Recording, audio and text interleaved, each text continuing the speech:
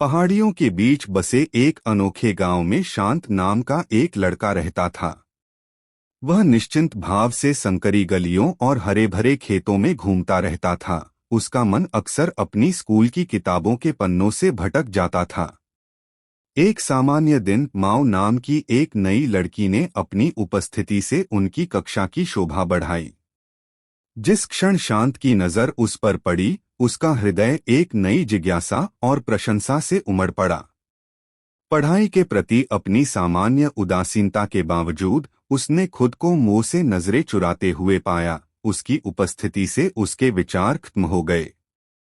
जैसे जैसे दिन हफ्तों में बदलते गए, शांत और मोह ने दोस्ती का बंधन बना लिया।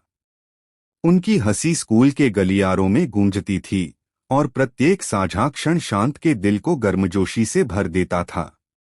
लेकिन उनके साथ की खुशी के बीच शांत के दिल में प्यार का एक बीज धीरे धीरे पनप गया और माओ के लिए एक निर्विवाद स्नेह में विकसित हुआ। साहस जुटाते हुए शांत ने माओ के सामने अपनी भावनाएं व्यक्त की, लेकिन उसे धीरे से अस्वीकृति का सामना करना पड़ा। मोह ने अपनी दोस्ती को बहुत महत्व दिया और कामना की कि यह अपरिवर्तित बनी रहे। उसकी प्रतिक्रिया से आहत होकर शांत दुनिया से चला गया। उसके दिन लालसा और दिल की पीड़ा की गहरी भावना से घिरे रहे। इस बीच शांत की अनुपस्थिति से माँ को बेचैनी महसूस हुई।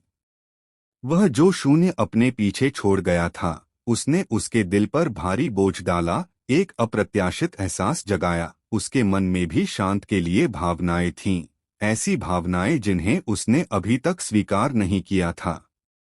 नई स्पष्टता से प्रेरित होकर माओ ने शांत की तलाश की, जो उनके बीच बढ़ी दूरी को पाटने की इच्छा से था। पार्क के शांत आलिंगन के बीच उन्हें एक दूसरे की उपस्थिति में सांत्वना मिली। उनके शब्द हवा को भेद्यता और कच्ची भावना से भर देते थे। सच्चाई के एक क्षण में माओ ने शांत के प्रति अपने प्यार को कबूल कर लिया, जिससे एक ऐसी चिंगारी भड़क उठी जिसने उनके जीवन की दिशा को हमेशा के लिए बदल दिया।